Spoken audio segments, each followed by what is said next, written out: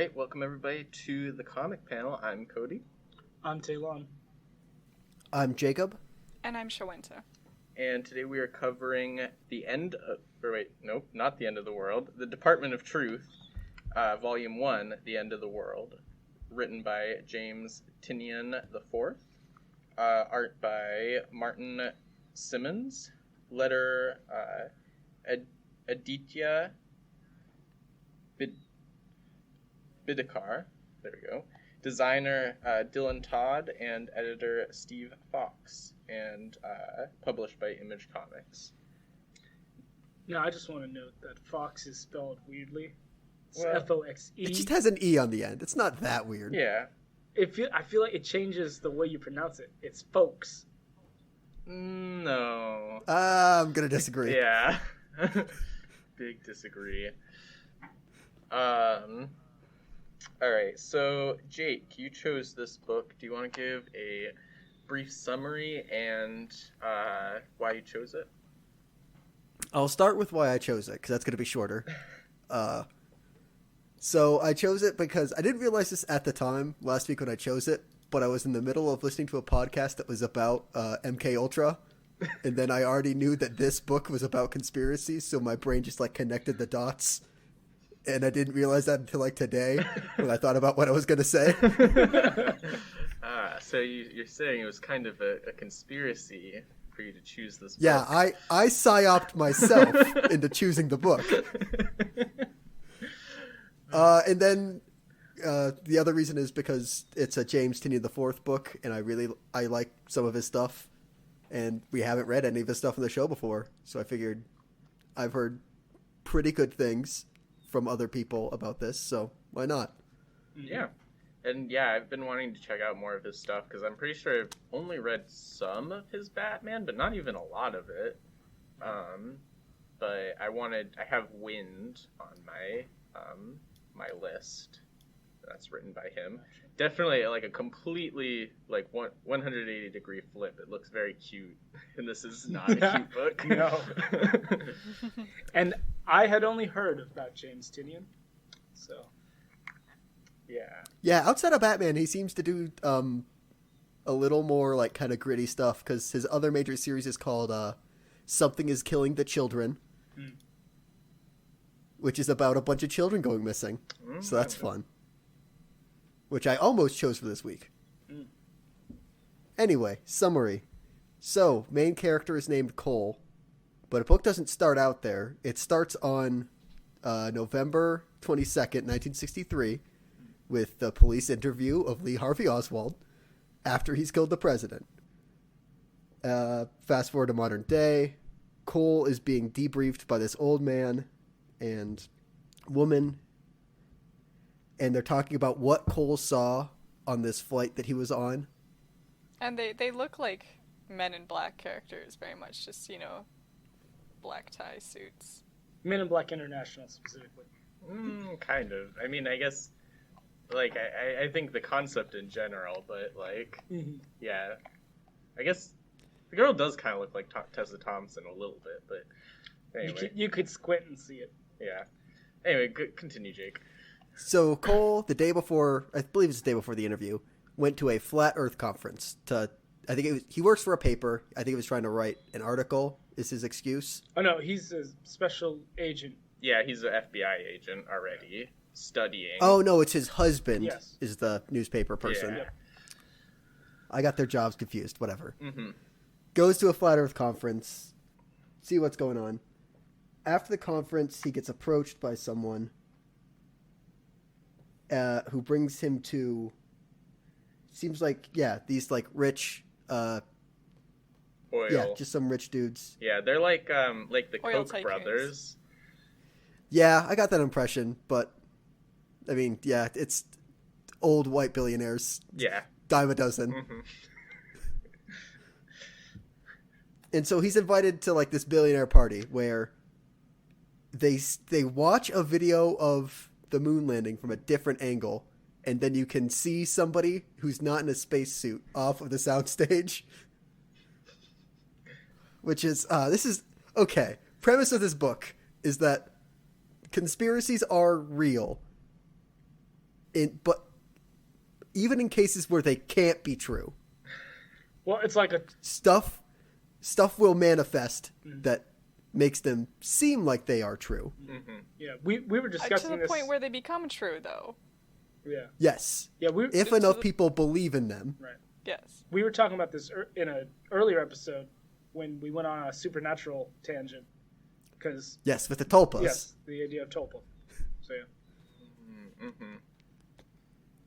Right. Okay, I remember that now. Mm-hmm. So the idea of the titular Department of Truth is to make sure that enough people don't believe in enough conspiracies to upset the natural order of the world. Yeah. Because, all right, so Cole sees moon landing's fake with this bunch of billionaires and then gets on a plane and flies to the end of the world where he sees it's just like there's an ice wall and then nothing afterwards. And then he sees a woman with no eyes in a red dress who might be the devil. Maybe. Question mark. And then obviously this upsets him greatly. Cole hates it. Gets off the plane. How does he get back to where he lives to start being debriefed by what turns out to be Lee Harvey Oswald? I mean, Ruby shoots everyone, doesn't Yeah, she? Yeah. she kills everybody except for Cole. She saves him basically. Yeah. And Ruby is the Other black agent. woman. Yeah. Oh, okay. Yeah. Oh, yeah, because this is the first mention of, like, the opposition group on, like, the other side of the Department of Truth, which is called Black Hat for some reason. Yep. Don't know what that means. Not to be confused with Red Hat, which is an actual company. Mm. Oh, is it? Isn't Okay. Yeah, I Isn't mean, that, like, I don't some know. guy's name? Yeah, I'm not for. Are you talking about the computers No. thing? Wait. Oh, Oh. Black Hat's a computer thing. Oh, maybe that's actually what I'm thinking of. Not what. Yes. An IBM subsidiary. Not what I think it was. Yeah, no, Black Hat generally with computers is like, basically a hacking term for, Oh. like, they are not, like, White Hat is like good hackers, people that are like, employed in trying to like, find security faults, and Black Hat hackers are people that, are trying to find those faults and exploit them. For a computer scientist. Or just be I didn't know Red that. Hat? Where you're Linux. Yes. All right, so that was a flashback. Now we're talking to the government agents again. That it turns out that Lee Harvey Oswald is the old man he was talking to, which I don't know what that means. Because they talk about it later. It's like, hey, you can't be like the Lee Harvey Oswald, right?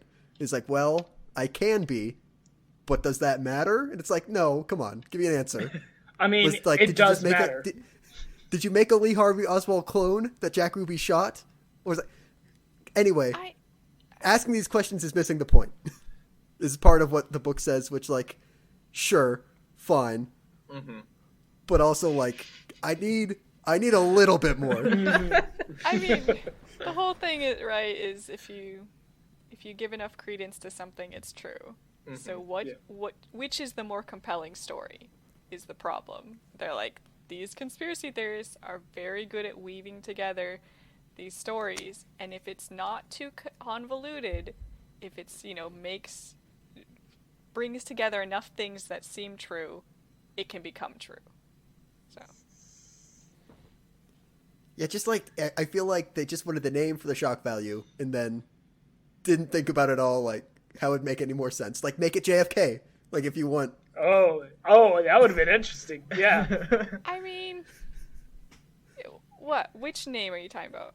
JFK. For, like, the director of the Department of Truth.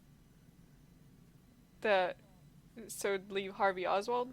Yeah. Well, that's Okay. Making him JFK would have been interesting. But then it's like- then it's directly like, oh, JFK wasn't shot then. But the whole problem is yes. Lee Harvey Oswald. It's like, did you do it? Did you not do it?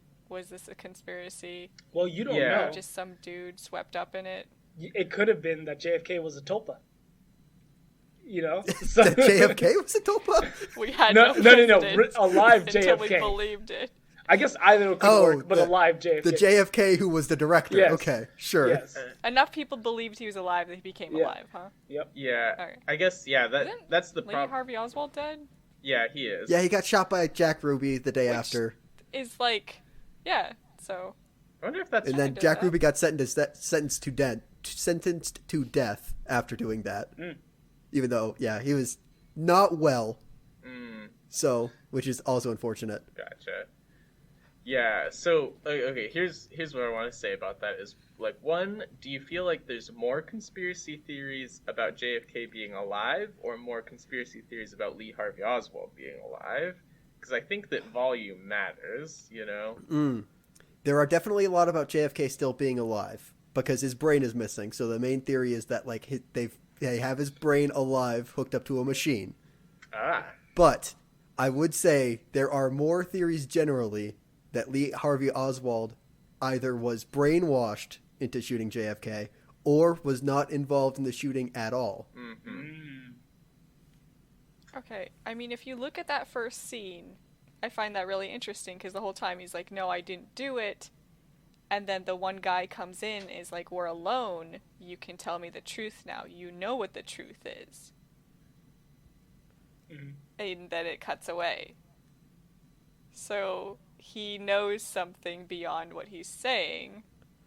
Mm-hmm. Oh, so maybe like he was a Department of Truth agent back then?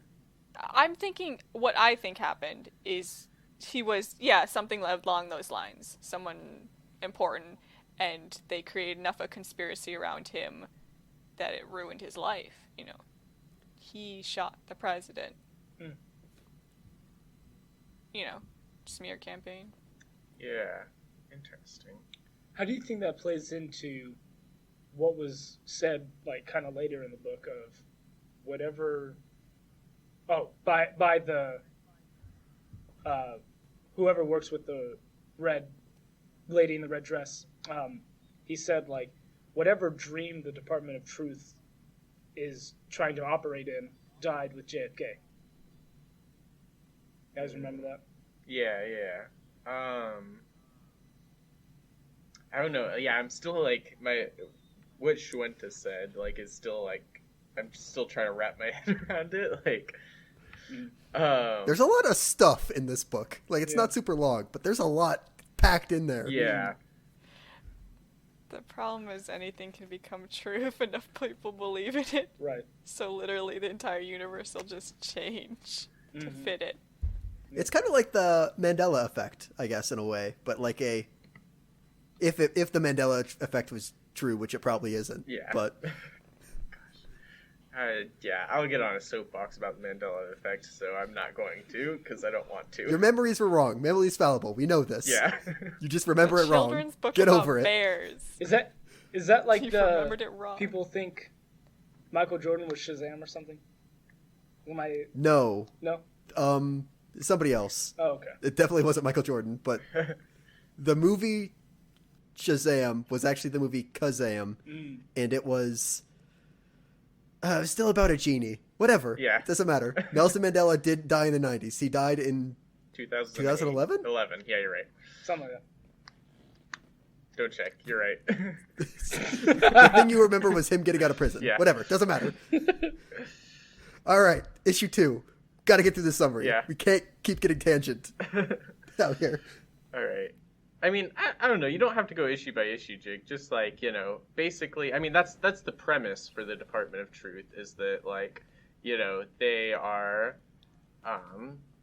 like we said, it's like a whole tulpa thing. You know, enough people believe in a conspiracy, it can come true, and the Department of Truth is trying to stop that from happening so that things happen normally, I guess. I'd say more I mean, like that's truth. what the Department of Truth says they're doing. Right. Yeah. And, Would you phrase it more as the Department of Truth is trying to make sure that there's only one truth? Like that people know the truth, not that they believe in conspiracies. Like, rather than making sure things happen naturally, but rather making sure that the truth is maintained. Yeah, it's because it's really that gets into like what, like philosophically, what is actually the truth, especially if we accept the premise that the truth is so malleable. It's like, how do you say, well, this is the truth, because like it's just going off of what was originally most heavily believed, not what then became what was most believed. I mean, this is definitely like a book that will probably, like, if you ever have to discuss it with anybody, like, will inform other people about like your philosophical tendencies. Sure. Because like, I believe, yeah, there is an absolute truth, but I don't think we can ever know it, and that is part of like the human condition. At the same time, I don't know, the whole main argument of the story, or like, he's like trying to, when the bad guys do their monologue and like try to tempt Cole back to their side or whatever, it's like, Department of Truth just wants, their story to be the main story, and they're, stomping out everything else. I just want everyone to be able to believe what they want to believe. Right. It's like, don't you want that freedom, Cole? It's like, he's like, no, people get hurt. And it's like, but Cole, you killed 2 reporters. Isn't that a bad thing? It's like, right. I don't know. If enough people believe that the Native Americans didn't die, does that just become true? Like, that's, the fact that there's like, it's like, are the people still hurt by it? Who, like, all the people who were killed off? Or is it just suddenly they weren't hurt? Like, but they're still not there. It's weird. Yeah, and I think that is precisely what I was gonna get into this, like, I guess this would be something that I don't like, but yeah, just like, same thing with like, I mean, right now in the news, kind of like critical race theory and like teaching it in school. If we don't teach that, and thus, we don't know about it, or like, future generations don't know about like, the atrocities of slavery in that universe, does that make them have never happened? And does that mean that that's actually a good thing because they never happened? But like, how do we, like, but then that really just like, what that leads to, I guess, would be the reasoning for why, there's such like, income inequality and stuff for minorities and stuff like that. The bad reasoning for that, like, for instance, like they're lazy, like stuff like stereotypes like that, that's going to become the truth, I guess. And so I guess that's why you wouldn't want those things, is like maybe those people didn't suffer in the past, but then it becomes a problem where like, it's inescapable still, but like it's truly inescapable because of the beliefs rather than being able to make actual positive change in the real world. I feel like I'm about to get into like stuff I didn't like, stuff I liked, so let's continue with the summary. I'm sorry. Yeah, right, I'm sorry. Like, very good summarization of how I was feeling, though, Cody. Yeah. In some ways. Cole, as a kid, was caught up in the satanic panic of the 90s, I'm going to say. 80s. 80s, 90s, the past. Mm-hmm. Before we were alive. Specifically, satanic panic, which was the unfounded belief that daycares and other like schools across the country were being infiltrated by big quotes Satanists that were abusing children, and this also included like celebrities and high-ranking government officials, none of which is true. But it's, this is something that I did like, is like this book does talk about, is like in trying to like figure out the conspiracies to make sure that the trauma to kids wasn't happening, they inflicted the trauma on the kids. Because like we learned that this like star-faced man that he talks about has like continued to haunt him even before he was like in the Department of Truth, like has become like a character in his nightmares that has been like following him through his life, basically. So I thought that was pretty interesting. This is where we also meet Cole's husband, whose name is not on this page. Yeah, it is Maddie. Yeah, it's interesting. Maddie's a reporter, I think. Yeah. Journalist. Mm-hmm. Maddie can obviously tell something is like off with Cole. I mean, it was if Cole was part of like the FBI or whatever before, I think they probably have to get used to being like, yeah, I can't tell you what I'm working on. Yeah. Yeah, and that seems to be the behavior that I saw at least. Mm. Yeah, it was. I don't know. It's fine. Mm-hmm. Cole meets Ruby to go out to get some pancakes for some reason and talk about like what's the deal with the Department of Truth. Yeah. And then eventually they discover that the star-faced man is the person that haunts his nightmares. He wasn't the only kid affected by it. And in fact, there was an incident even a year ago at this point. Yeah. It's Because they go it through didn't like just stop then. the way records are kept at the Department of Truth is like modern stuff. Like I don't know, I kind of like it, but on the other side, it's like it's pretty dumb. Like modern stuff is like done by like some guy in a chair, like watching news feeds, watching stuff pop up. But then there's this old guy from the 70s, like your classic tinfoil hat, who's keeping physical records of everything. Mm-hmm. Which the story reason is so he can. Paper records are harder to change than digital records, and if you actually like have it in front of you and see it every day, it's even harder to change. Mm-hmm. So he has it all like entire hallways set up like the classic conspiracy board, red yarn, thumbtack onto articles, like all the way through. Like I don't know how big it goes, but he's talking about knocking down more walls to like make it bigger. I mean, and like you were saying, he's legitimately wearing a tinfoil hat. And they call him Mr. Tinfoil, or something like that. Yeah, like other characters make fun of him, and the only thing you do is like, oh, if you young whippersnappers could have seen what they were doing in the 70s, you wouldn't be making fun of me. Mm-hmm. Gosh. Yeah. And then So yeah, Starfaced Man is like question mark real? Yeah. Real enough. But was also part of the Satanic Panic, which we know wasn't real, but possibly a member of Black Hat, I guess? Yeah. Mm-hmm. I think who was trying to make it real. I definitely think he's certainly part of Black Hat. Oh, wait, no, not Black Hat, sorry. Black Hat is what the bad guys called the Department of Truth, I thought. No. No? Black Hat is their own organization. Right. Yep, now I remember. Opposition. Yep. Yeah. So yes, he is part of Black Hat. Yeah, who might be operated by the devil? Question mark? Because we see the woman in the red dress with no eyes again. Mm-hmm. True. I mean, and referred to as the devil. This is before. Oh, do they call her the devil? I was about to say this is before they call her the devil, but well, when we don't. He talks about Star-Faced Man, right? Like the Star-Faced Man says the devil is watching you. Oh, okay. Okay. Yeah. And like literally, I can't remember. It's somewhere around there where they refer to the devil as someone in red. Mm-hmm. Yeah. And then we see the woman. I think, yeah, he remembers back to the woman he saw on the plane ride.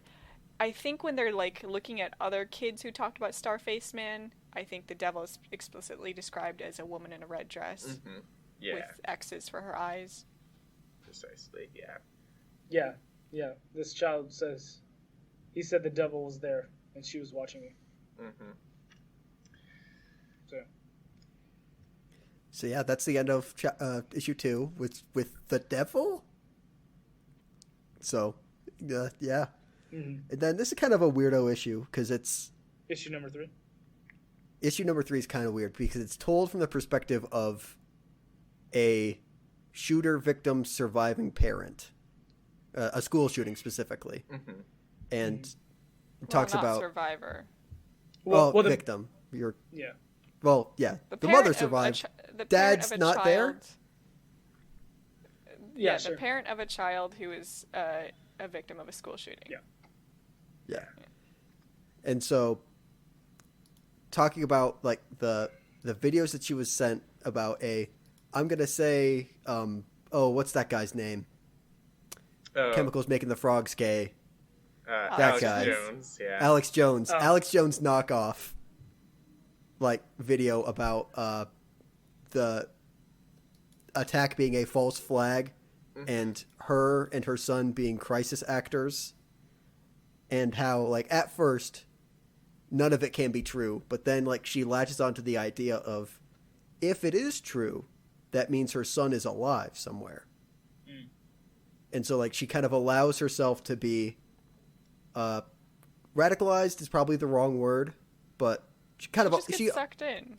Yeah, she allows herself to believe beyond like any like reasonable doubt because like she knows her son's dead deep down.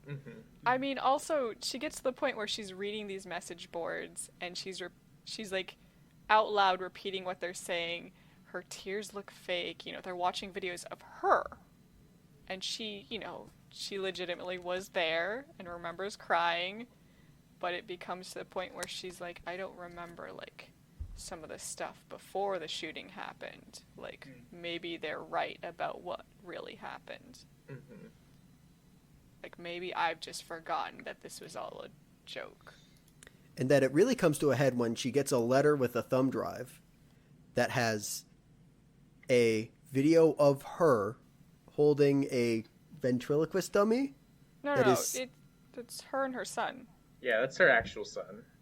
Oh, I looked think like a it's just ventriloquist Yeah, dummy. it did. It's the I hair. think they really caricatured him to be like a cutesy little kid, so as part of the satire. Yeah. So yeah, it's just like a audition tape of her and her kid preparing for the thing. And this is about the time when Cole and Ruby get involved. They go into her house to like find the evidence because I believe it was sent by Black Hat, the thumb drive. Right. Had the little icon, yeah. And so they go in, they try to find it. They think she's asleep, but she's not. Hits Ruby, holds a gun to Cole, like tries to figure out like who sent Cole. And then like the message boards, she's almost like the message boards warned me about this. They said, I asked them, you know, if any of the actors will come forward. And they said if they do, you know, big corporate person will have them taken out. And so she's like, and then that's when the people in the dark car, like, appeared. So she's convinced they're here to take her out because she's reached the truth in some ways. But she's like, if that's true, then that means my son is alive. And so she's like, interrogating him on where her son is. Right, yeah. Because, yeah, Cole, for some reason, tries to, like, talk sense into the woman holding a gun on him. Which, I mean, like, I understand. Yeah. Like, you kind of want to try to figure out, like, how true the Department of Truth is telling you. Like, the things that are happening are. Yeah, it's... And so you can kind of get that from her, but also, like, not really, like, you know, de-escalating the situation at all. Yeah. I mean, yeah. Anyway, go on. Yep. Ruby turns out to not be knocked out at all. Just chokes her out. They destroy the evidence. And then, like, once the woman comes to, she, like, reassesses. Because, like, now the information, the evidence doesn't exist. So it, like, sort of... They kind of hand-wave it, say, oh, when she comes back, her mind will reboot. She'll remember why all this stuff can't be true. And, you know, she'll never bring it up again. Which is what ends up happening, as far as we know. And then Cole and Ruby have a little philosophical discussion about, like, did they do the right thing by reminding this woman, basically, that her son was definitely dead. And then... trying to remember what exactly Ruby says to like say it's like this is still the best case scenario what we did here. Was it like other people are gonna end up being in harm's way as a result, or did I just glean that?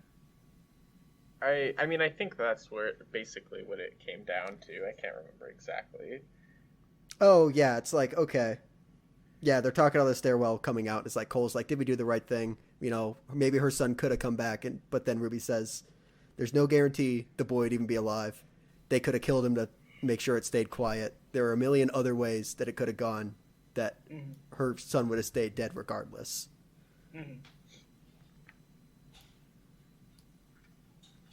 And then they talk about how somehow the Black Hat is manifesting evidence specifically for these theories, and they don't know how they're doing it. Yeah, they shouldn't be able Which to is do it. becoming the new big issue. All you need to manifest this is a room full of children that you tell what you want them to believe, and then they'll all believe it. And then next day you have a file folder full of the truth. That's all you need. Oh, so like the conspiracy theory version of Minority Report? And like pre-crime? I mean... This is the part where I say I've actually never seen Minority Report. I just know the twist is they have a bunch of kids like in a pool who are telekinetic, and that's how they find out the future. I mean, the kids, yeah, they're telling the future. They're not making the future true. Mm-hmm. Or, if you believe in Flash reality, when they figure out what happens in the future, they're like, did we do this in the future because we now know this is supposed to happen? Other movies have done that. Yeah. Fair, but I got that idea from the Flash. So. Alright. Yeah, the problem I have with like the whole like kids like believing, like I don't think that you can just have a room full of people and like because it's like they kids. say A room full of kids. well yes a room full of kids. I don't think that you can have just a room full of kids because it's like they say there's just not enough kids in the whole world that believe in Santa Claus, otherwise they would have to kill Santa every year. Except it has happened a couple times. Yeah, a couple of times. Too much of a Which I do want to know what years that was. Also, like, Like, I want them to say You Tim have to Allen's kill the him. Santa Claus made enough people believe in Santa Claus that we had to kill Santa Claus. Yeah, it's probably then and probably like around the time like, you know, the like 50s era when like Christmas became super commercialized in the first place. And I mean, like they say, what is it? There's probably aliens at Area 51 depending on which movies are coming out that year. Mhm. Gotcha. So Yeah, that's fun. I mean, doesn't that just mean if you make a cool enough movie, then you can just do it? I don't know. Yeah. No, True? no. I mean- you have to convince people that it's real. Not that I mean, it's a Based on cool a movie. true story. Yeah, some of Yeah, it. there you go. Lifetime Yeah. movie presents. Paranormal Activity made ghosts yes. real. Mm. Or demons, or whatever those movies were about. Yeah. I don't know. I think Vampires ghosts are real. makes sense. Close Encounters of the Third Kind made aliens real that year. Mm. Yeah, specifically alien Department of abductions. What about the Yes. that radio broadcast? Oh, Oh yeah, War of the Worlds. Oh, that's actually a pretty good pull. I'd be interested to see the series bring that up, I think. Since Yeah, aliens were Wow. real for like 2 hours. This is the part where we talk about YouTube videos which have gone over how much people actually believed that and how much that was just media wanting to have a cool story. Well, maybe the American version wasn't real, but then they did it in, I think, Brazil, like a couple decades later, and then people like definitely died, Oh my god. and that was unfortunate. If you do like a ghost story overseas, that thing's real. 100% then. Based on family experience. all right. Anyway, though, so issue 4, Yeah. that one was It opens with the Department of Truth monitoring 2 reporters, and we don't know at the start that they are actually working with Cole's husband, at least at the paper. Yeah. Not like to like disperse the truth, but just at the same paper. Yeah, they work at the same paper that his husband works at. And then Cole comes in with coffee, which is kind of weird. With like, I don't know how many people work for the Department of Truth, but I feel like there's enough budget for them to like have a coffee boy who's not like the brand new agent they got. And they could just believe they have a coffee they're boy. like, you're crying at the last mission or whatever. Yeah. You prove your worth. Well, making sure you're ready to get back into the field.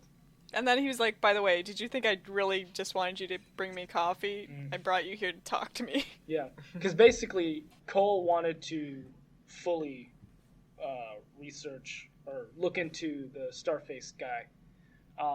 But Lee Harvey Oswald was like, don't you realize that this is all connected? And then that's where he goes into explaining how it all is all connected.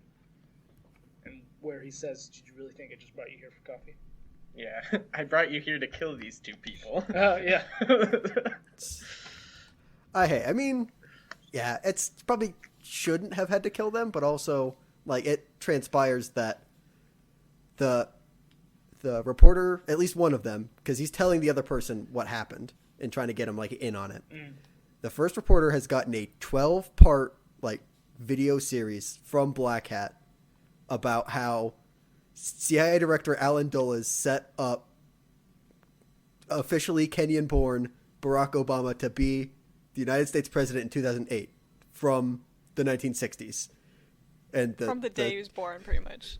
The 12-part, like, video, like, I kind of want to see, like, the fake videos to see if they're, like, a 12-part documentary about, like, how it happened. Or if it's just, like, iMovie slideshows. I want to know the production value that Black Hat has. Oh, okay. Live footage from his necktie as he does these things. Like, which will you believe more? And so, yeah, this is, like, where also, like, the author, like, hammers down, like, okay, yes, some people agree that conspiracy is real, so why aren't conspiracies real? Because nobody can agree on what specific conspiracy theory is coming out. Now Black Hat is able to produce specific conspiracy theories with specific proof to convince people to the point of willing to publish it in the paper. This is a problem. Right. And we don't know how they're doing it, which is another problem. And that's how Lee Harvey Oswald lays it out to Cole, is like, they have too much evidence that's too specific, and these people have seen too much of it, and they're too confident in it. If they push this out, too many people will know, too many specifics, it will change reality. Well, and that's why you have to kill these two reporters. No, that's not what it was, though, because that's what it seemed like it was going to be at first. That's where it seemed like it was leading. But then they were like, yeah, we're not going to publish this, but we do know that there are people in the other room listening to us. Well, that's what they were claiming. Pretty much, like, well, no, they were, he's like, well, you gotta be able, the reporter was smart enough to be able to go, someone wants me to believe this, and I think someone else doesn't want me to believe this. You realize, there's the two sides. And that's kind of the problem, is he wasn't even sucked into the conspiracy. He became aware of the conflict there, and so once he becomes aware of the Department of Truth, it's like you can't really unlearn that. So they're worried, like, someday in the future he gets drunk or something and suddenly he's talking about the Department of Truth. Yeah. So basically the Department of Truth is running off of the idea that they're going to put this out there, ignoring the fact that they said they weren't going to. But it was kind of like, well, they're saying that now, but we don't know what's going to happen in the future. Yeah. I mean, that's kind of the thing, right? Like, if you become, even if it's not true, if you become compelled to put it out there. Right. And especially with sales are dipping so much, I'm going to lose my job. And I'd imagine that being a reporter, you have like a natural curiosity. So if you have evidence that supports your claim, I can't imagine them just like, yeah, we're going to drop this story. No, we now have confirmation from you. Okay, we're actually going to look more into it. Like, you've changed my mind. It's not even the fact that, like, he could drop it. Like, that happens. Sometimes you're like, I don't want to ever acknowledge this. I mean, but as a reporter, like you're saying, the natural curiosity and what they're worried about is like, from then on, there's always that itching feeling in the back of your mind. Is this related to that big idea? Yeah. Like, does someone want me to believe this, or does someone not want me to believe this? Mm-hmm. So, you're always paranoid then. Yeah. I guess, yeah, Cody, you were right. It wasn't about, like, that the conspiracy is going to come out and reveal that the American history is a lie, but it's that American history is orchestrated by someone, and that someone is the Department of Truth. Mm-hmm. And that's what they don't want to happen. Right. And so that's why they have to kill the reporters. Mm-hmm. Which Cole just, well, I won't say he just kind of does, but, like, he's kind of hemming and hawing about it, and then he's like, then Lee Harvey Oswald says, I'll let you do all the jobs you want to do if you kill these people. Yeah. And then Cole's like, I just have to know about the Star-Faced Man too bad. Mm-hmm. So I guess I'll go kill those reporters. And feel really bad about it, to be fair. Mm-hmm. Yeah. I mean, that's a pretty good line there, right? It's like, I just want to make sure you guys are the good guys. Cole's like, I think so. And then shoots them. Yeah. Yeah, and man, the like shock on their face, they're like, or well, not even shock, they're just like the understanding, like shock then understanding, you know, like, oh yeah, dang. I mean, that's the kind of thing, right? Like, I don't know, I kind of expect myself to get shot the moment I find out too much. Yeah, I mean, it is like, you know, like compare their thing, like their reaction or initial reaction, like of wonder, you know, at first to Cole's like being like, you're gonna kill me, you're getting all this information from me, and then you're gonna kill me, like at the start of the story.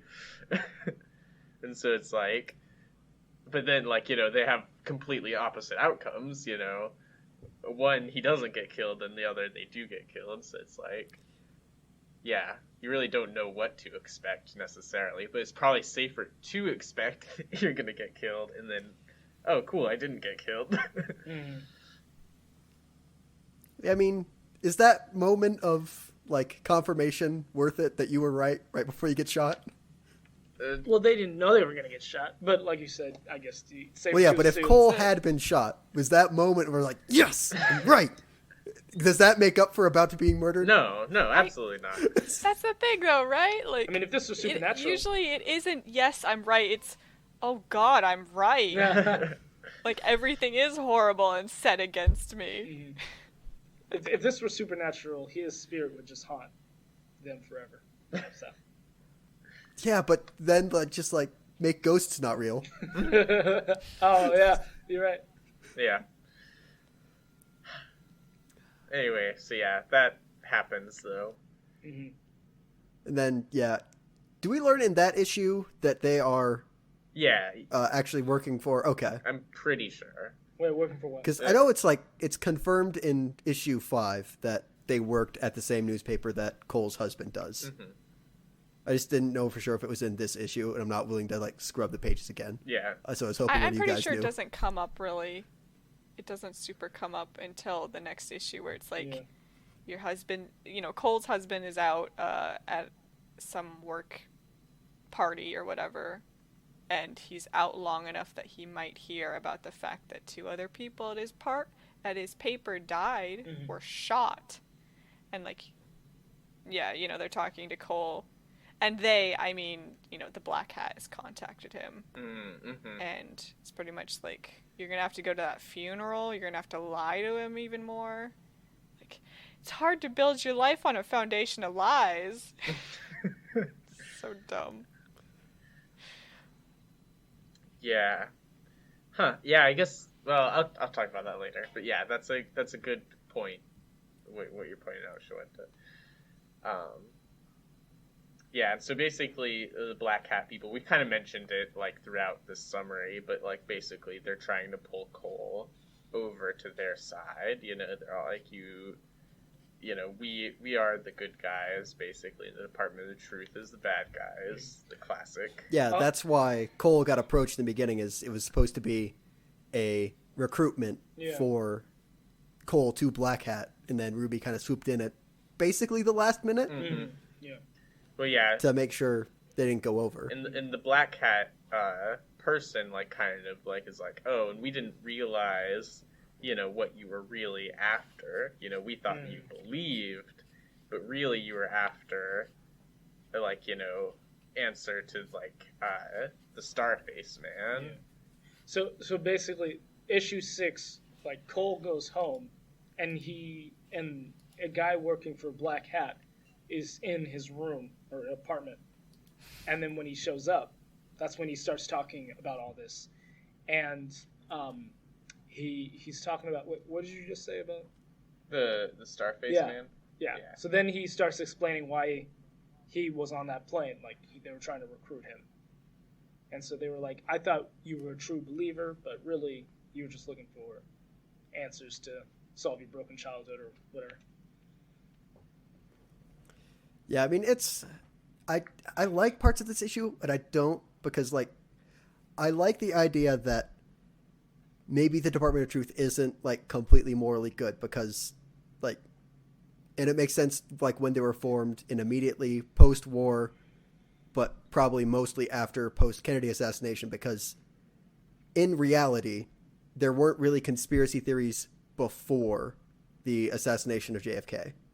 Because, like, it was the assassination and the government's reaction to the JFK assassination that made even, like, well, regular people go, like, hey, there's something kind of fishy about the official story.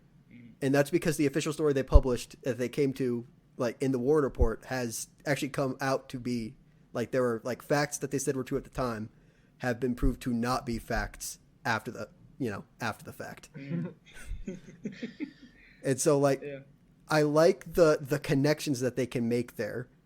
And because, like, there are, like, genuine, like, conspiracy theories that are true. Stuff like MK Ultra and stuff that happened to the Tuskegee Airmen that, like, are true.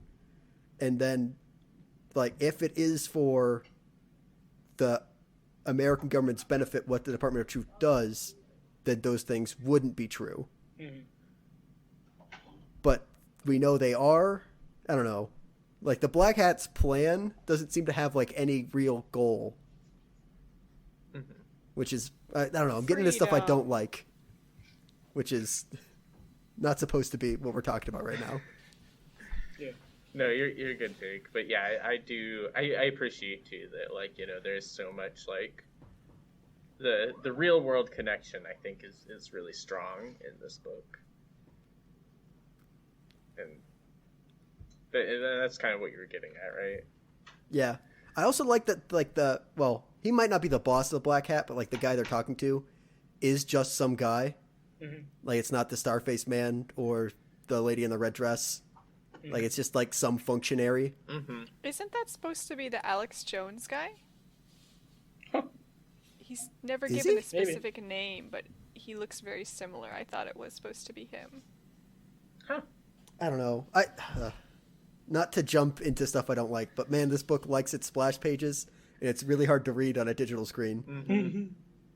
Indeed. That could be Shawenta. I didn't notice.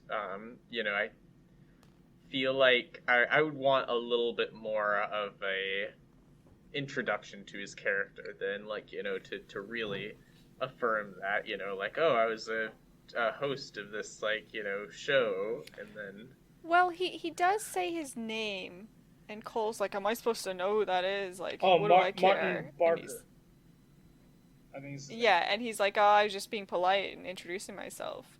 But he's like a more heavy-set kind of dude, and he does really remind me of the screens of, like, that's right, that guy who was yelling about the false flags. It just might be a coincidence, though, because I'd say, like, you know, we can tell people apart for the most part. Yeah.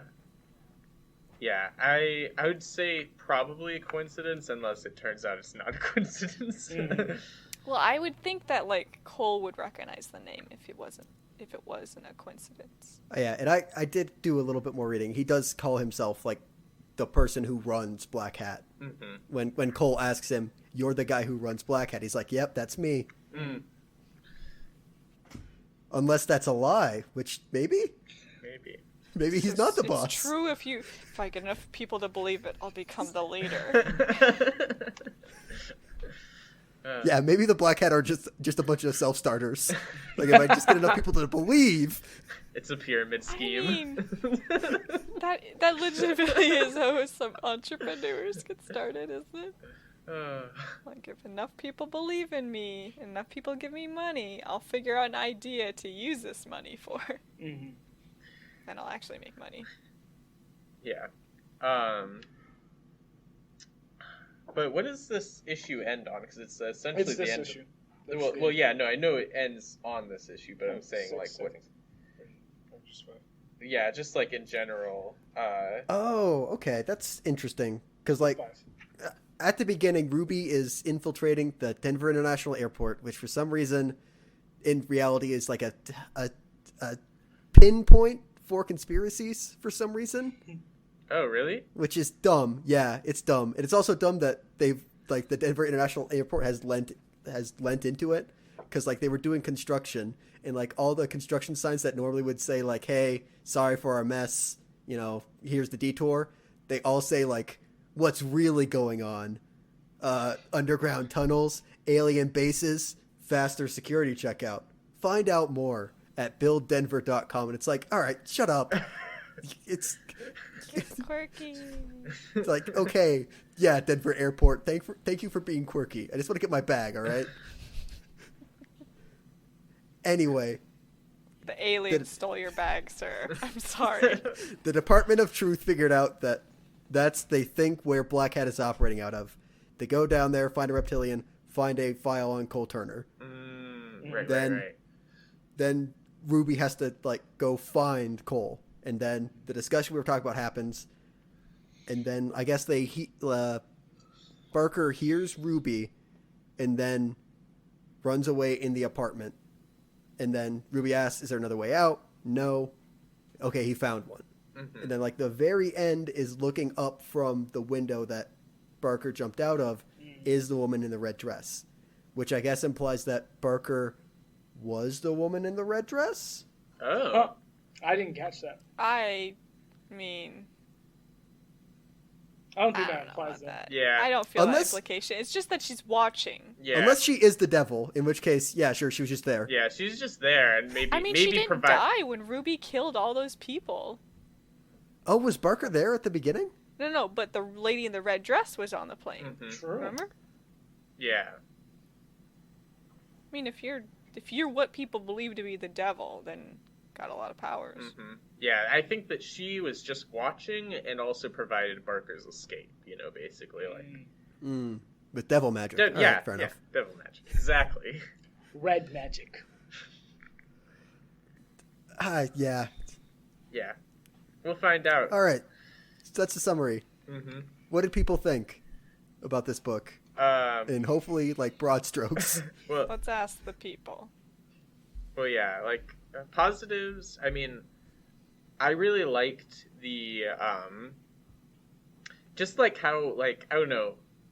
So I liked how, in a way, it was like, kind of like, it was self-consistent, I guess is the way that I'd describe it, you know? Mm-hmm. Like, it was believable because it's like the Department of Truth, I guess, essentially, like, I don't know, they are their own conspiracy, you know? And yeah, I think I get what you mean. Like, the rules of the universe aren't super clear at first, but once they're established, they keep being true. Yeah, I think so. And like, it was also kind of like how we're talking about, like, it feels like, you know, like this could almost exist in the world a little bit. Like, I mean, it obviously doesn't, but like, you know, you could... Unless enough people believe in it. Right, yeah. And then I also liked the kind of like more metaphorical meaning of like, just like, because like there is like, we were talking about it earlier, but there is like the objective truth, but then there's also like you have to accept that there is also a truth to people believing what the truth is, not in the tulpa sense, it's not like we can actually manifest the truth, but there is like, when somebody believes something, it kind of, it is their real experience, and so that's like kind of... And I mean, yeah, it affects the future. Right. It changes how they act because they are reacting to it. Mm-hmm. So, yeah. It's going to affect you too. Right. Yeah, and so that's like another thing that I liked. And then like also something that like kind of like, I guess this is what I was talking about before about how it like, ties into the real world a little bit is like things like placebos. Like I don't even know how I meant to look it up, but I'm like, how do placebos work? Do we know how placebos work? If you think it's true, then yeah. I mean, it's just what is it, psychosomatic? Right. Yes. Yeah, it's like you took medicine. Medicine makes you better, even if you didn't actually take any medicine, but you were told it was medicine. Right. Mm-hmm. So it does make you feel better, at least. If you're told this is Benadryl, And I mean, you drink it. That's the thing. What is it? If you give up on if you give up on yourself, your body will literally stop fighting stuff. Mm-hmm. You know. Yeah. So like, if you believe that you're going to get better, that does raise your chances of getting better. Mm-hmm. Yeah, and then like there's also like scientific like evidence of like, I don't know, mini time travel basically is what I would call it. Like the double slit experiment where like they put like particle beams through these two slits and it's like the results change after it's been observed. Yeah, it's weird, but those are like, particles are weird. Yeah, but I mean, it's like those two things, like, and being able to like accept them as like facts of reality, it makes it feel like reality is a lot more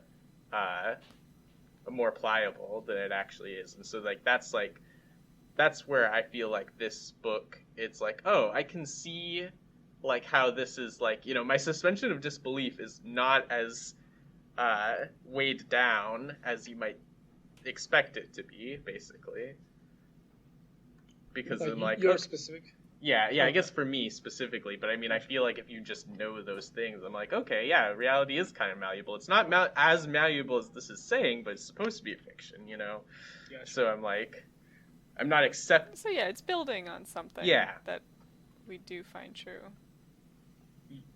So that's one thing that I liked about it. Gotcha.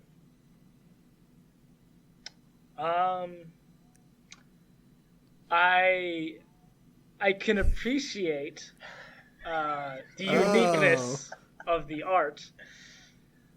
We're not talking about the art yet. That's technically Unless a thing I like. That's the only thing you liked. I will say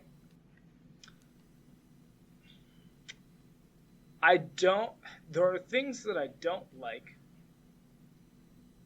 that overweigh other things that I could like. All right. So I like the premise essentially. Okay. But then what they do with that premise, I don't quite like, or a specific thing that they do. Okay. What part of the premise do you like? The idea that you have this agency that's in secret and they're trying to defend truth, or at least keep a consistent truth, and then you have this organization that is the antithesis of it, and they're in this long fought battle to establish truth, or one's trying to be like, well, no, it's truth. Allow people to believe whatever you want. I like the idea of truth being malleable depending on how many people believe it. So like I like that, but the things that I don't like kind of outweigh that. Gotcha. So, yeah. Okay. Yeah, I mean, overall, I liked it. I liked the. I mean, we don't get a lot from any individual character, but I think like the array of characters, I really do like. And again, like premise and like the real world connections that they can make are also pretty cool. I like that. Yeah, I like this book more than I thought I would from just like reading the premise. Gotcha. But yeah, I thought it was pretty good.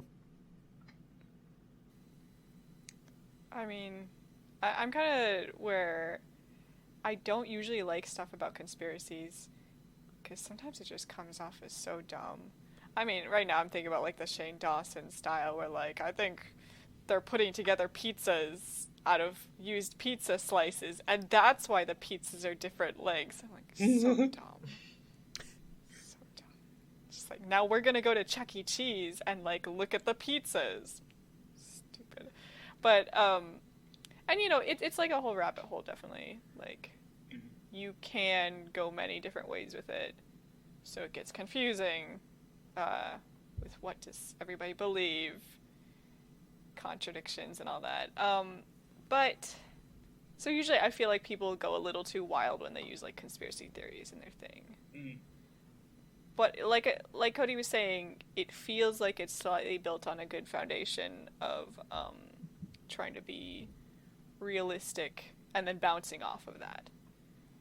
And it's very topical for sure. Like, I did not expect them to mention some of the topics they did because I thought this was a little older.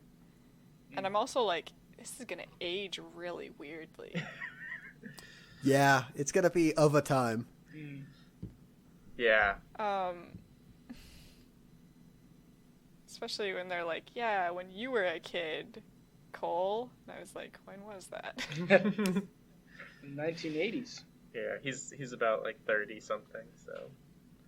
He's a millennial. Well, yeah, right now. Yeah. I mean, this book came out, or the first issue came out last year or the year before that? Yeah, because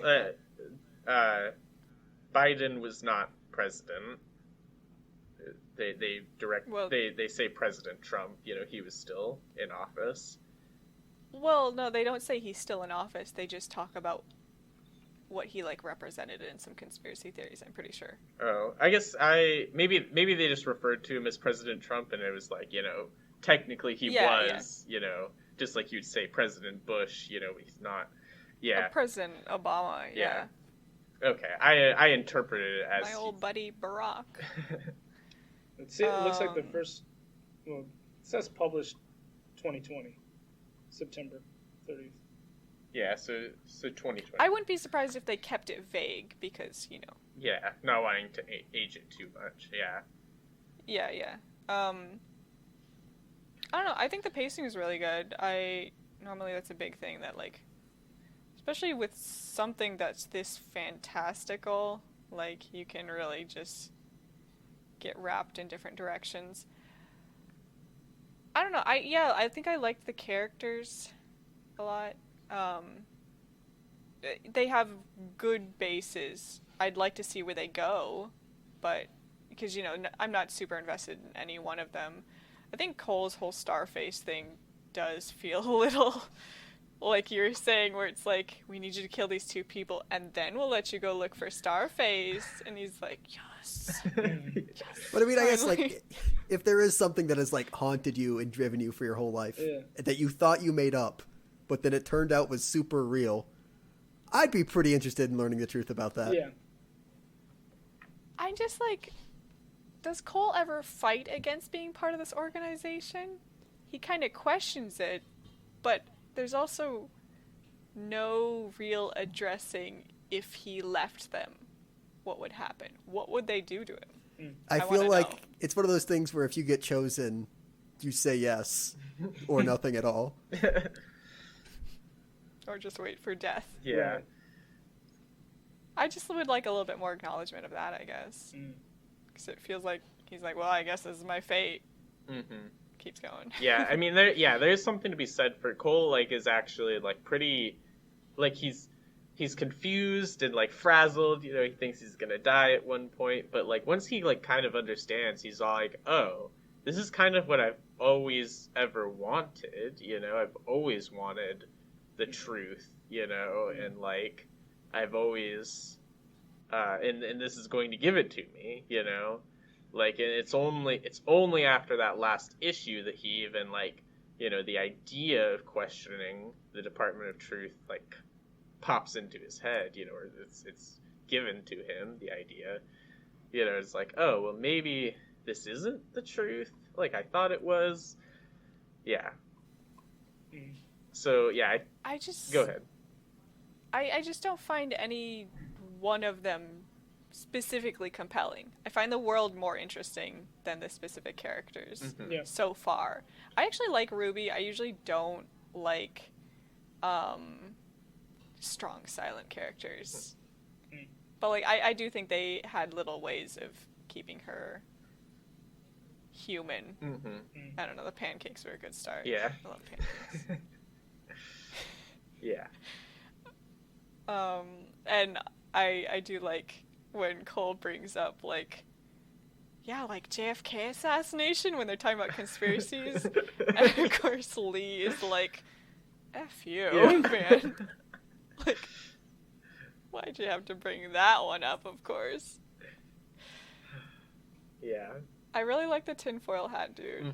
I like him more than the rest for some reason. He's like, Ruby, you shouldn't be using wireless devices. Yeah. And Ruby's like, I can't. This is the future, man. Bluetooth is the future. And he's like, this is what you children get for, like, piping the internet into your head 24 hours a day. And also Lee being like, what did he say? Oh, like, he calls Cole a sensitive baby, like our latest generation. He's like, you're so mean. Okay, I don't even kill any presidents anymore.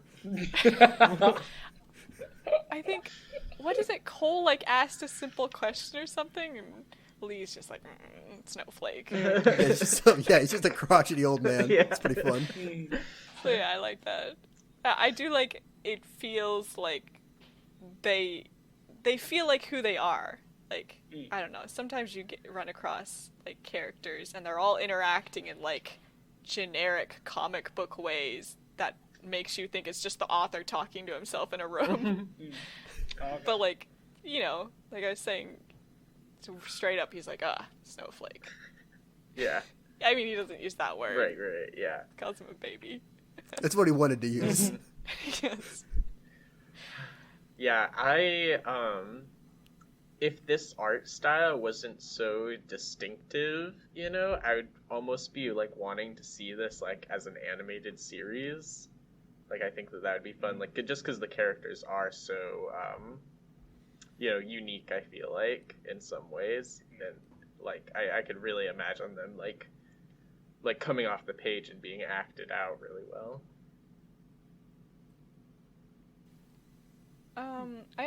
I really liked the one.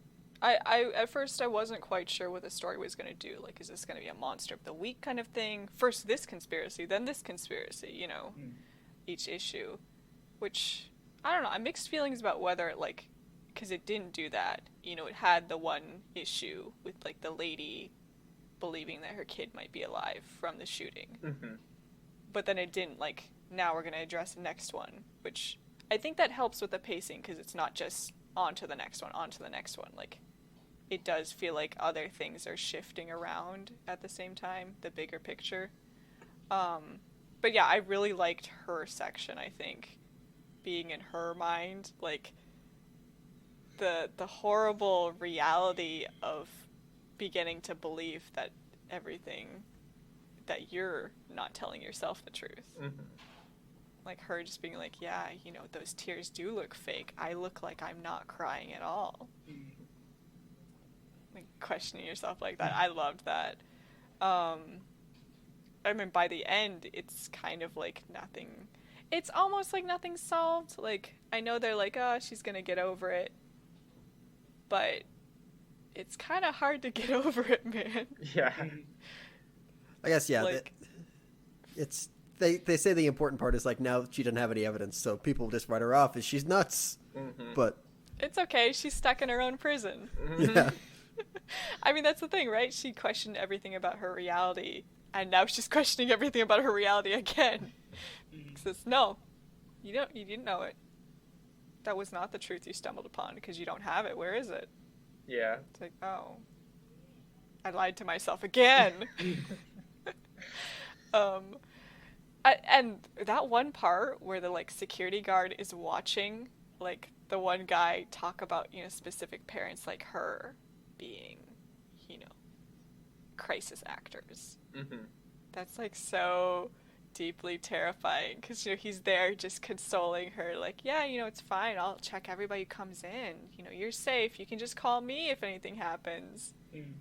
It's like, but he's might also be one of the people who believes that she's in the deep state against them all. Yeah. Like, it could be anyone who believes that you're lying. Yeah. You're part of the problem. Very upsetting. If you can't trust security guards on minimum wage, who can you trust? Well, we can't assume the minimum wage part. He's getting good. He has to protect a gated community. It's a man in a box. He's got a radio. And a nightstick, probably. A flashlight. Might have a flashlight. Yeah. You know what that man needs? A gun. I mean, what is Solve Baton going to do everything. against this shooter?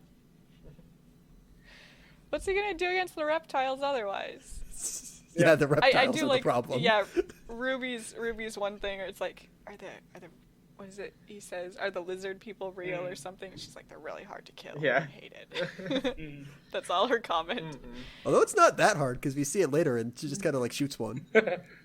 I mean, maybe it's a special bullet. Maybe it used to be really hard and now it's just like we got these special anti-reptile bullets. Yeah, or maybe she's just gotten really good at it. Maybe it's like it was really hard for her, but she's learned. Now she's killed enough of them. She knows the soft spot. Yeah. There's that one part where Cole's like, can you tell me your real name? And Ruby's like, I'm not gonna do anything. I bought you pancakes. I don't owe you anything. So like implying that possibly Ruby isn't even her name. Yeah. That part was interesting for sure. There's a lot of little hints here and there that like there's different things that'll be revealed later. I thought that was pretty good. Moving into like more of the stuff I didn't like though. I think some of the action is not super great sometimes. I don't know, the single panels of like action happening, like Ruby getting hit over the head, was really weirdly done, because I feel like it's not a very action-oriented style, I would say, so far at least. That's the thing, I was gonna say they should have had Ruby fighting that lizard person like much harder time. They should have had a whole fight scene with that. But then I was like, ooh, I don't know how they would do with that. Yeah. I don't know. Do you think it would be hard to like have movement with this kind of art? I think it's not within. I was gonna say it's not within the artist's wheelhouse. But that's not true. They did it. Oh. It's just how effective is it? I just don't think they're super effective at it at the moment. Gotcha. From what like the single panel we've seen and the fact that they haven't done too much of it. I think they might be avoiding it, possibly. Just might be the script, though. This might not be one of those stories where Cole is going to learn hand-to-hand combat. Yeah. I think every single story should have that, though. So, just saying. Yeah, maybe in a future volume we'll get that, like, Neo Morpheus scene where it's like, okay, now you have to learn the ways of conspiracy fighting.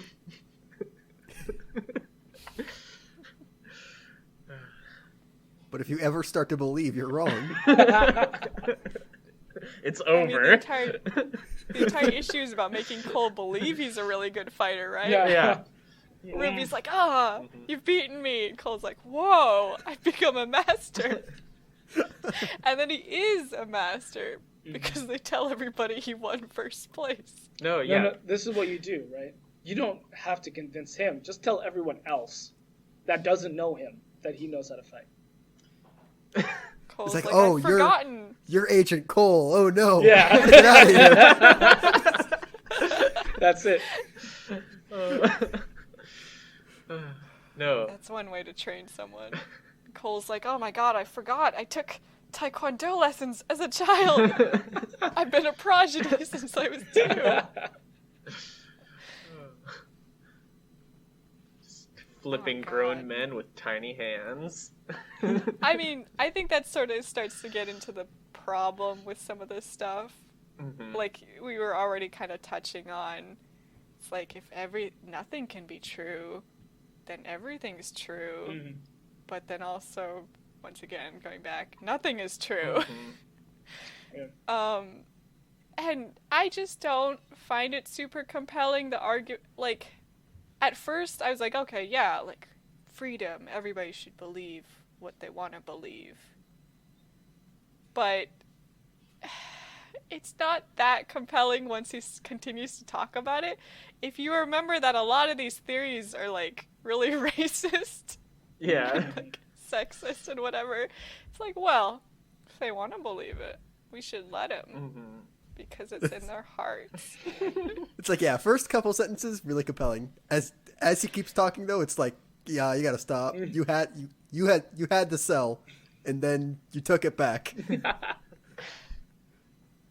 I mean, that's kind of, not to get into it too much, but that is a little bit like the freedom of speech thing, isn't it? Like that's what they're trying to do a little bit, where it's like you can't really, like once you start policing it for this, then you start policing it for that, and da da da. Mm-hmm. But it's not exactly like that. I feel like they're trying to say it's like that, but it is not exactly like that because it'll literally become true. So I don't know. I like you were saying though, Cody, I do enjoy the fact that like Cole finally does have to question it towards the end, where he's like, just because we want it to be the truth doesn't mean that's a good thing. Yeah. Like, do you think that the Department of Truth like believes in an objective truth? Is that even a worthwhile question to ask? I don't think this universe has. You can't believe in an objective truth, right? You have to decide what you want the truth to be. Well, okay. I mean, in the premise, because they wield that much power. In the premise of this comic book, yeah, I can see what you're saying. Yeah. Also, I guess there's also something to be asked for, like, they said that, like, they found the tools or the stuff talking about, like, how to manipulate the truth in World War II, so does that mean that they actually are, like, corrupting objective truth? Like, maybe in this universe there was objective truth, Maybe. And then they are just simply using specific tools to make it malleable. Like, it wasn't like... No. No. Did you read that one part where they're talking about, like, throughout history, it's been decided by different leaders and stuff? Okay. I guess I kind of do remember that part. I forgot, though. Yeah. Would this meaning the truth has been decided? Yeah. Yeah. Different leaders are influencing it. Mm-hmm. But I do remember, like, you're talking about, they're like, we got a hold of the books. Mm-hmm. Like those. But I almost thought those books were like, the status quo is in there, or whatever. This is what we need to maintain. Mm. But you remembered it as being the tools to manipulate the truth. Yeah, like an instruction manual, because like it had like the lady in the red dress, the devil, and like and then like a cross on it or something. Like, I have to look back at the page. Mandela effect. Yeah. But I don't know. Yeah, I just thought that was. Yeah. Okay, it's page 145. 145. Yeah. And so it's like the lady with the red dress. Wow, page. Oh yeah, I forgot where it like dipped into like Freemason and the Knights Templar. What issue is it? and then the Soviets, and then like all the bad guys have all been one organization through all of history. Kind of forgot about that. Oh, that's what all those symbols mean? Okay, yeah. Thanks, Jake. Yeah. I think I only really recognized the hammer and sickle in the like I guess the Knights Templar crosses, but I didn't even really like put that together. And then I was like, oh yeah, I guess I do recognize a lot more of those symbols than I thought, but also some of them I don't. Is this where we get into the fact that the Brotherhood and the Knights Templar, like all that, like getting into the body? Talking about Assassin's Creed? Yes. Yeah, I was like, I think you're talking about Assassin's Creed. I know, yeah. Assassin's Creed Truth? If enough people believe. If enough people buy the video game. There you go.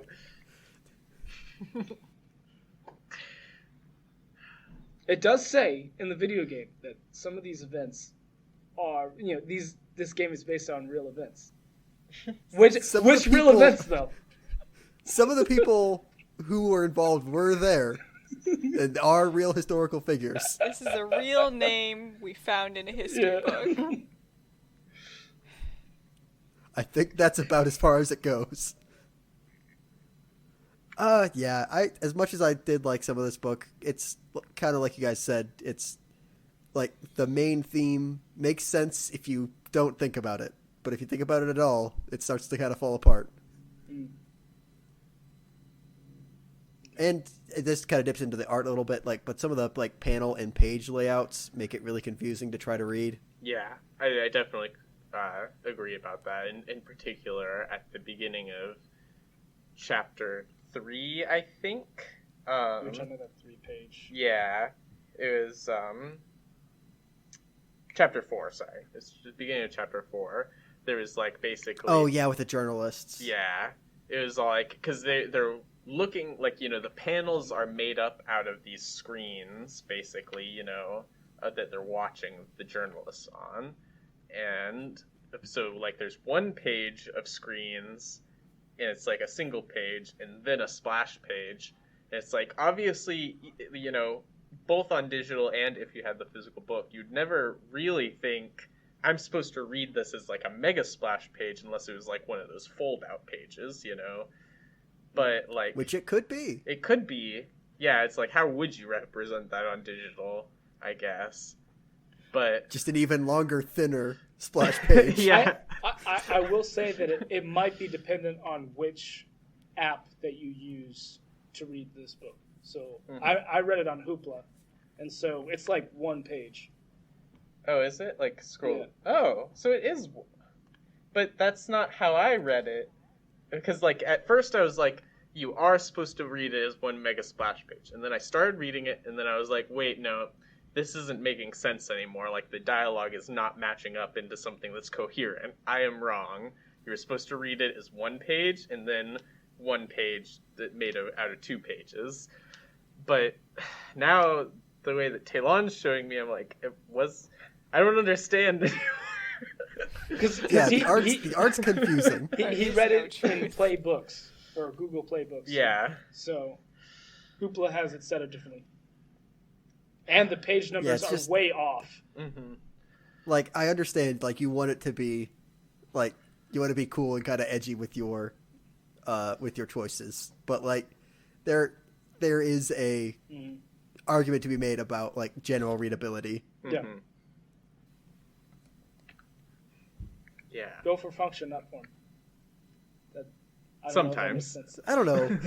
Form sometimes though is pretty cool. Yeah, because I mean I don't know if there's any more stuff to talk about in the dislikes, but yeah, there are some things that are very creative and cool about this artwork. Mm-hmm. Yeah. So the stuff that I didn't like is really just kind of one thing, and that is what a lot of you guys have said you do like is the real world connections. I just felt very uncomfortable reading those because I'm like, I don't know if I'm supposed to take like 25 back up. There's one aspect where I'm like, I don't like including real world politics in comics. Like that's something I'm like, I don't really like that. And then also too, it's like I don't know if this author is taking a certain should be political done in stance. about After reading the whole 35 minutes. thing, I don't really think so. But No, yeah. but that was like a question that I had in my mind that really took away from the book. It was like, I don't know what stance you're taking right now. You have the itching feeling that like you might be being fed an agenda or something. Which is almost a little ironic. Possible. It's very possible.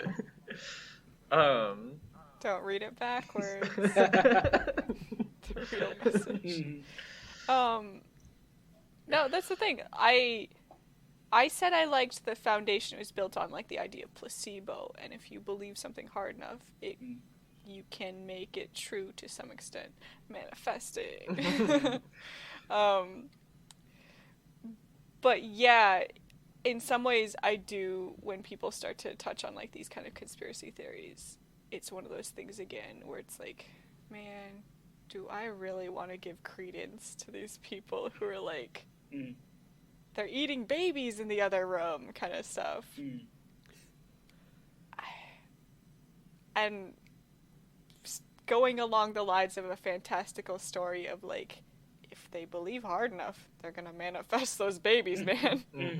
Then it is kind of the thing where it's like, I don't know how I feel about this. Yeah, there's like just so many problems with the idea of there being no objective truth, you know? It's like, yeah, if anything can be true, then nothing's true. And I will say, like, I think there's also an argument to be said that I have a certain belief that, like, this book might disagree with me on. So there's also that aspect. Ice wall isn't there, Taylor. Yeah, no, I really thought that you get to the end of the rainbow and there's an ice wall. Like, you just have one plane right away. Did you guys all believe in Santa Claus? I mean, I did, yeah. I don't remember the last time I did, so it's been a while at least. Yeah, like But you did at some point. Probably. Yeah. Like your parents at least tried to get you to believe. Yeah, Probably, yeah, yes. definitely. Okay. You all are more susceptible. You just flat out didn't believe at all. No, my parents told me, and then I had to, like, not tell my older cousins. Yeah, because that's... It's really hard, because they need to know the truth, and they're happy for no reason. Oh, I see. It's a lie. I see. They're not allowed to be happy. Yes. You're upset not because they believe in Santa Claus, but because they're happy. Yeah. You weren't supposed to realize that. It can ruin their day. Yeah. I didn't want them to be sad.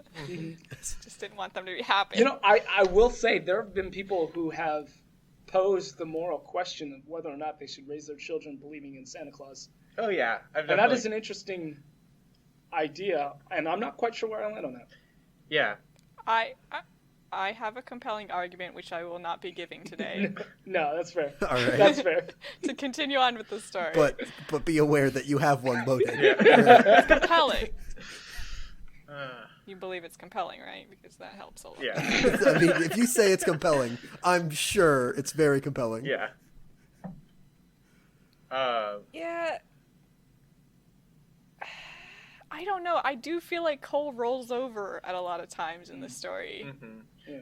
Or just takes it. Oh yeah, actually that... Well, I guess it's the truth. Yeah, there's that, and then I also don't really like entirely that, like, Cole is so much of a chosen one. Like, you know, we find that there's like, oh, he's actually even more important. And I'm like, I just liked him being kind of like a little bit of an insert. Like, I mean, I obviously want him to be like a fully fledged character, not just like, he's us, but like, the fact that he's like, you're more important than even we realize. It's like,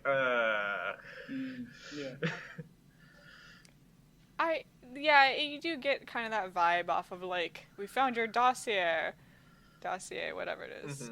Found the file folder labeled Cole in big letters. Do not open. But it's also like, Ruby, did you ever think that they like left that there for you? That's a good good point. point. Comes out, we all believe it's the Matrix thing again, isn't it? Yeah. We all believe Cole is the secret weapon.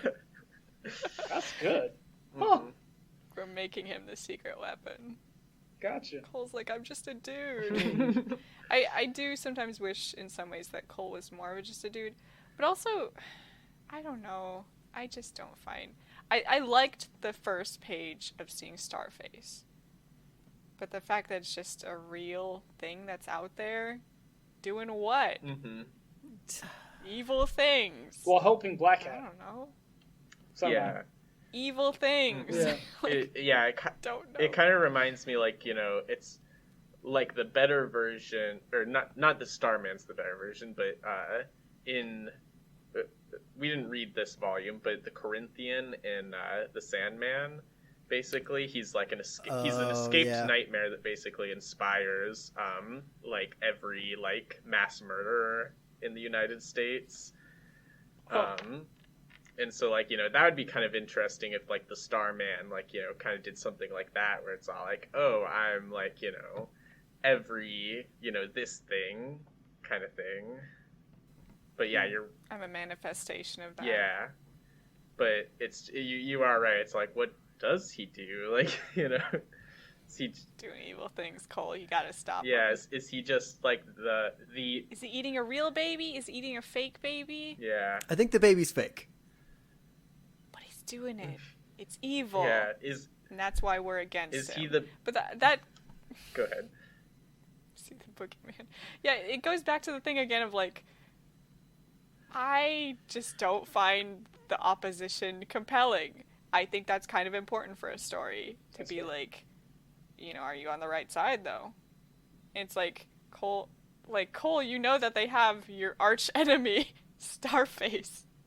You're not going to be compelled to join them. Mm-hmm. In my opinion. Gotcha. Yeah, so, unless it's like, you know, who has control over Starface. Oh, oops. Yeah. Sorry, I was just saying... You cut out. Yeah. I don't think I said anything. Oh, okay. But I was just going to say, yeah, like, you know, at least the Black Hats have control over Starface. Meanwhile, it's like, you know, what has... the Department of Truth done about Starface? They were trying to say that he doesn't even exist, and then it was like he does exist, and Cole was the only. But they at least have information about him, and they have control over him. So you're saying like that would be a reason why Cole may consider defecting from the Department of Truth. Huh. We have a mole in Black Hat, Starface. He's wired. Gotcha. But yeah, I don't know. I do worry that the story is going to get very fantastical. My devil powers. Right, yeah. You mean your word is going to get fantastic?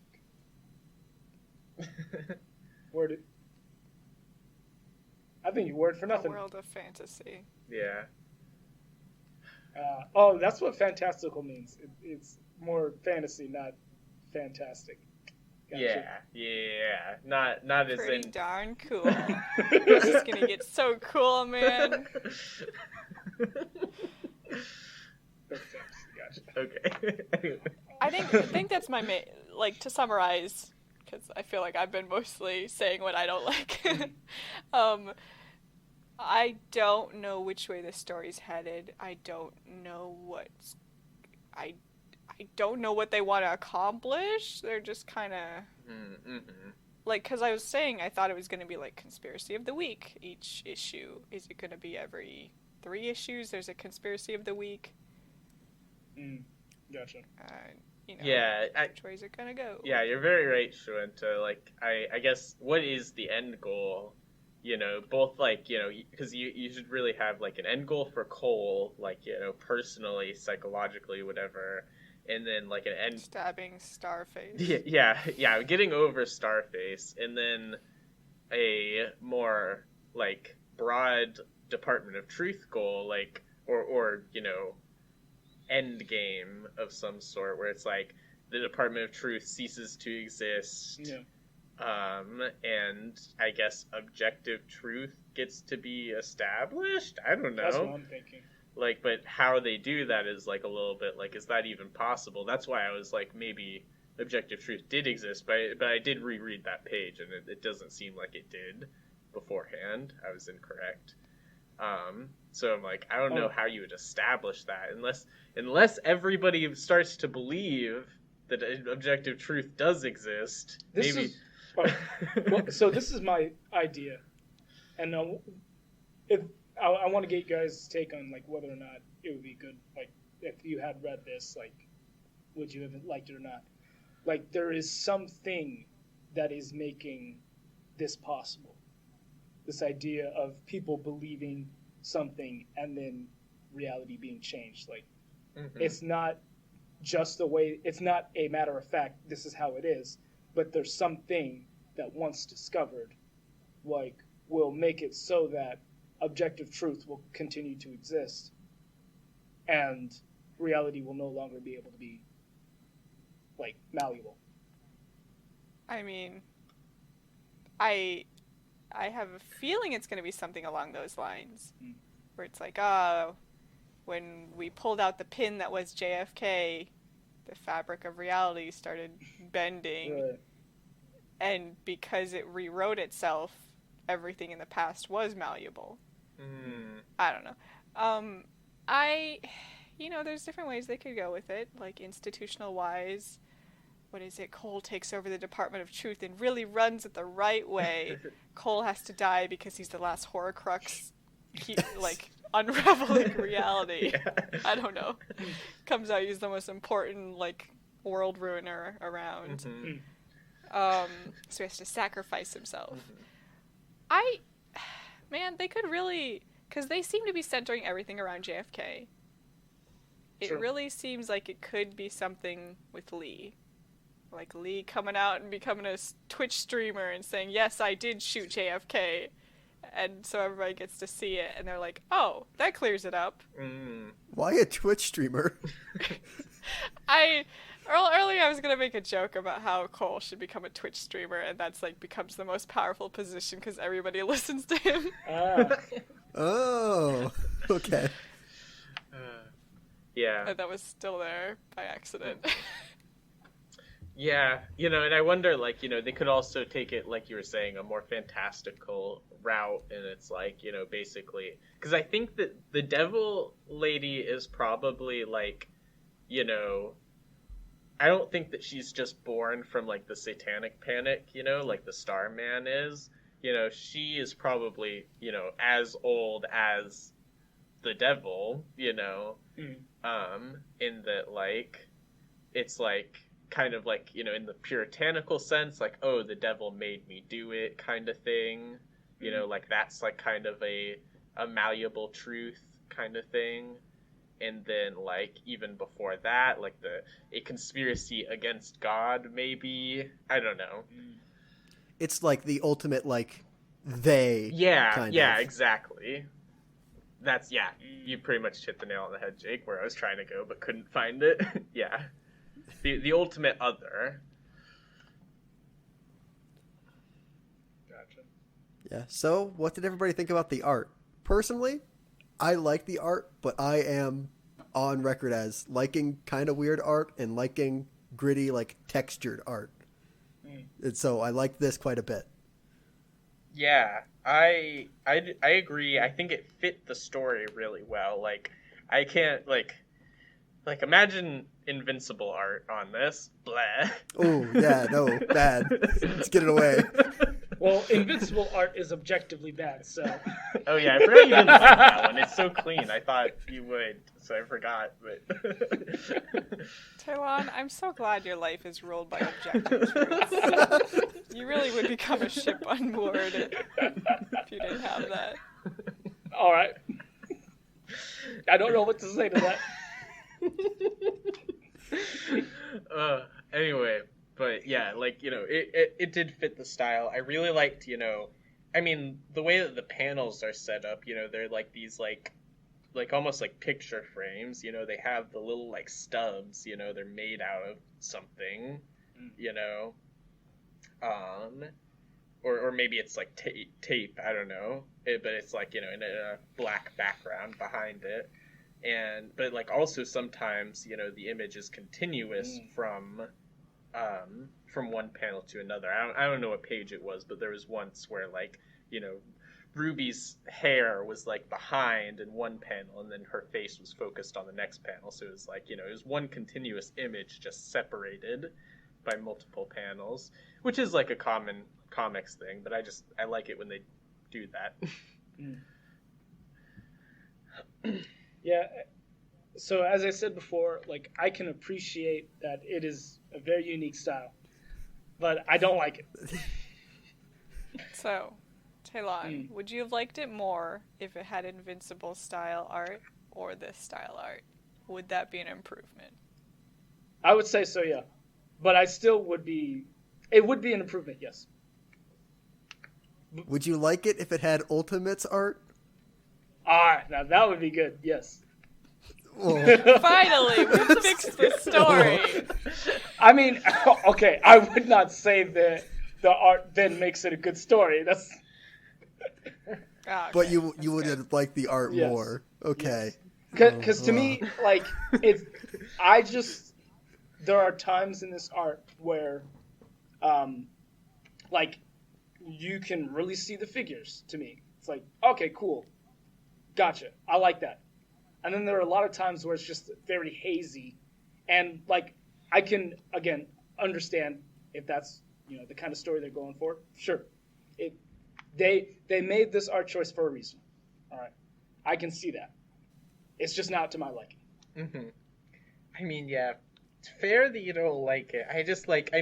I can't imagine, like, anything in the Invincible style being as scary looking as this lizard monster here. Like, it looks like its teeth are made out of glass, you know? And like, you know, the red is coming off of its eyes, and it's like it's more scary because of that. You know, if it was clean, it would be less scary. It would be like, oh, okay, that's just an image, you know? It's like, but this is like a little bit more like off-putting, and it's like, you know, there's even like an element of collage to it because like, you know, stitched together. Yeah, it's stitched together, and yeah, it's just really off-putting, and that's what's fun about it, I think.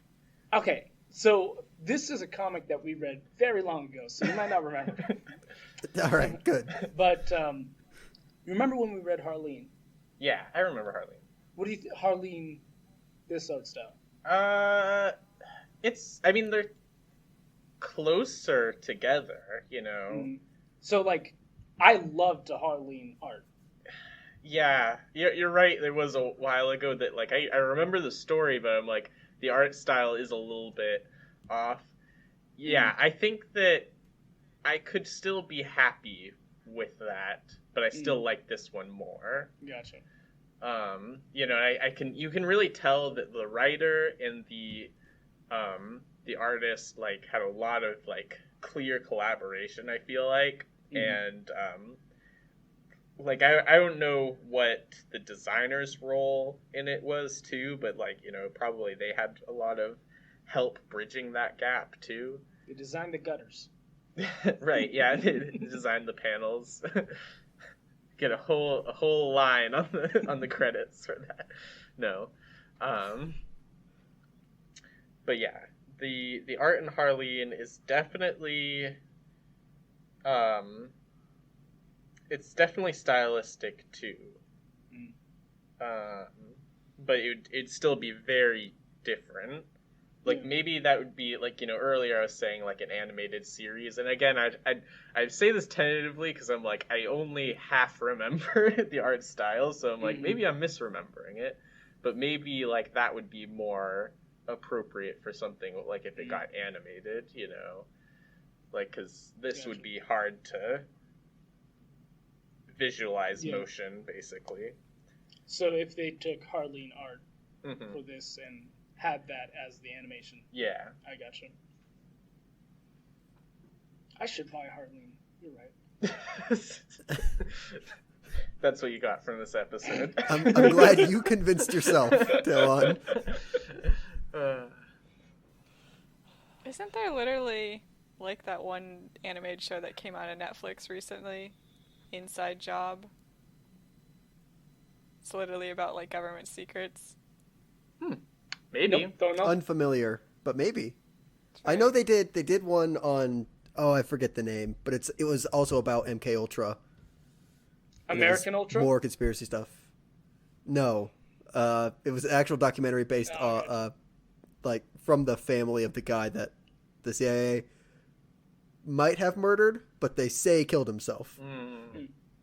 It's one of those. Yeah.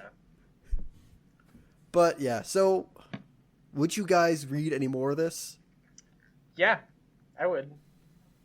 I didn't get to say my opinion. Oh, I'm sorry. I thought you Very had. special opinion. Go ahead, Shalenta. I mean, thought it worked pretty good. I was gonna say normally my argument against this kind of style of art is that it's hard to tell where they are at times. It feels a little loose, and I think the very beginning wasn't great, where it's supposed to be, Lee Harvey Oswald arguing against, the fact that he killed JFK, and I was like, I can't tell what's going on. I can't tell where people are. But also, that's sort of the point, Yeah. It's a dreamlike state. You feel woozy at times reading it because you don't feel grounded. But like Talon was saying, like when the figures are kind of clearer, I do really appreciate the texture and like the characters, for the most part, other than like my being a little bit confused on whether that one guy was the Alex Jones character. For the most part, like I could tell the characters apart very well, and I liked that a lot. Like usually with these a little bit more artistic ones, the artist will have a certain kind of character like to draw, and everybody's like a slight variation of that character. Yeah. But I think they did pretty good for that. So, I mean, if there's any story you're gonna have, like, a woozy kind of unreal art style for, what else would you do but this one? Fair. So, pretty good. Yeah. Yeah. That's a good point. Yeah. Think about it like that. Yeah. Okay. Shuenta, would you continue reading it?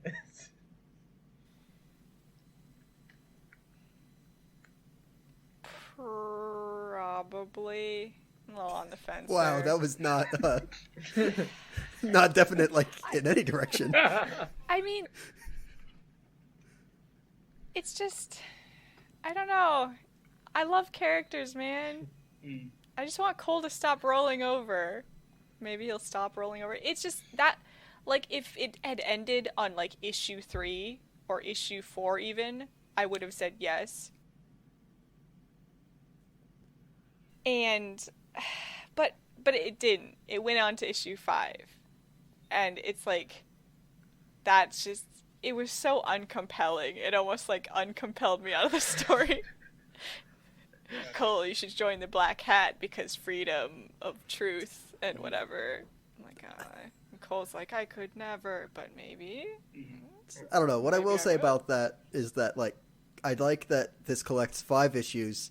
The climax happens in issue 4, and then issue 5 is dedicated to here's why you should buy the next volume, instead of waiting until, like, the very last page, like some comics do, where it's like, Yeah. check it out next month. It's like, no, that the whole issue is here's why you should stick with it. Yeah, you're right, though. Like, that's the thing. Because you have to have the climax, and you have this, like, slight, like, wrapping up kind of thing. But there's more. But I really like the climax. I love that shot of them being like, yeah, I think we're the good guys. Shoots people. Gotcha. Gotta have that witty little one-liner to end on, right? I'm not sure that's what it is, but I think It I can see isn't. what you mean. This joking. So mean Gotcha. of him to be like, no, whatever. Yeah. Talon, I think I know, but would you read any more of this? Yeah. So what I'll say is, I'm going to add a distinction to what I'm going to say. Okay. So I'm going to say no, but not because I don't like it, but more because it's not my kind of book. Okay. Okay. So even if I was gonna say, like, if I could provide you a transcript of what everybody says and what happens, so you didn't have to look at the art, would you still read it? No, actually, with that distinction. That would be worse. Okay. Yeah, because he didn't like, or you didn't like the real world stuff. Yeah. connections. Yeah. It's too topical. Mm. Stay off of it. Right. All right, fair enough. Yeah, which I'm not sure. As for me, Oh, go ahead. Jake. I've thought about buying the next volume as we were recording this. Mm-hmm. So, and I probably will at some point. Mm. It's feeling compelled. Yeah. I agree. I'll probably find a way to read the next volume, and if Jake buys it, then I will. It's just not enough hand-to-hand combat, man. Mm-hmm. What do I have to look forward to? Probably long philosophical diatribes, if I had to guess. Yeah. But I'm down should for believe it. in the moon landing. Yeah. So this. If it continues to be illustrated like this, I'm down for it. Mm-hmm. Gotcha. That's true. I'll I'll read James Tinian IV's like entire like philosophical doctrine if it has pictures like this. Give me a pretty picture to look at. I'll read it. Pretty much like this entire week I've been like, I should buy Love and Rockets, the first volume. I'm like, but I don't know if I like the story. But look at that art, man. You can just look at the art. Yeah. Tell me about it. Be content looking at pictures, I suppose. Yeah. That's how they trick you. No. Yeah, I think I like the art and I like the story, and I want to see where it goes. So, yeah, I'll be reading the next volume and figuring it out, and I'll let you know if there's more hand-to-hand combat. Yeah, what if it turns into like a whole tournament arc in the next issue? I would. I don't know. It's all You hand-to-hand said combat. that. But I love reading tournament arcs. You said that, and I just imagined like subway fighting. Subway train. Mm-hmm. Just fighting in an abandoned Cole, subway. if you defeat me Oh in hand-to-hand combat, you get to go in the subway. no. In the subway tunnel, and we'll tell you all the big secrets we've kept from you. Maybe. Underneath Denver International Airport, it's kind of like a tower tournament arc, like in Hunter x Hunter, except for it goes down. And the deeper you go, the more truths you get. Yeah, exactly. And you ride trains down in like a circle. Maybe I'm getting this mixed up, but Shawinta, does that mean that you would like Mortal Kombat? God, I Mortal think some of the Kombat is character just a big. designs are cool. It is But just some a of the big designs tournament are arc. lame. Yeah. Oh yeah, like Stryker, who's just a cop, or like the 4 color swapped ninjas. If you have lame character designs, why would I read your book? Gotcha. Fair enough. So Mortal Kombat will come out with a comic book, and Shawinta will be all about that. Oh, there already are Mortal there are? Kombat comic Yeah, I books. didn't know that. Okay, there's major what is it, Street Fighter artists too, that do like the promo art, and that's all I care about. I love it. It's so Gotcha. good, man. Also, they fight. There is actually a Ryu figure, which is $200. You're thinking about it. I could tell you're thinking about it. All right.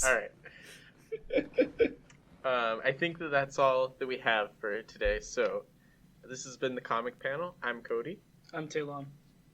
I'm Jacob. And I'm Shawinta. Thanks for listening, and we'll see you next time. Thank you for listening.